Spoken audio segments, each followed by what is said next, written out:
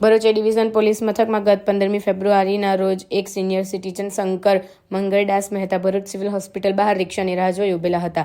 ત્યારે એક auto rickshaw ચાલકે તેમને રિક્ષામાં બેસાડી આગળ વચ્ચે ઉતારી દીધા હતા.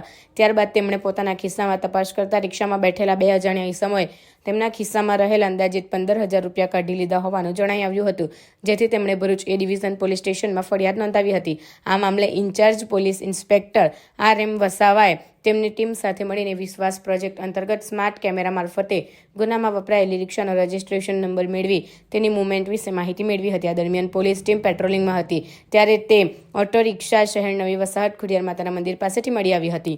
આ મામલે પોલીસે રિક્ષા ચાલકની પૂછતાછ કરતા તે ભાંગી પડીને ગુનાની કબૂલાત કરી ગુનામાં ગયેલા મુદ્દામાલ રિકવર કરીને આગળની કાયદેસરની કાર્યવાહી હાથ ધરી છે. પોલીસે એક ઓટો રિક્ષા કિંમત ₹50,000, મોબાઈલ નંગ 3 કિંમત ₹10,500 અને અંગ ઝડતીમાંથી ₹15,100 મળીને કુલ 75,600 મુદ્દામાલ સાથે સુરત માંગરોળના કાદર અબ્દુલભાઈ શેખ, અંકલેશ્વર સુરતી ભાગોર મકસૂદ યાકુબભાઈ પટેલ અને ભરૂચ શેરપુરાના રિઝવાન અબ્દુલ વહાબ ખલીફાને ઝડપી પાડ્યા છે.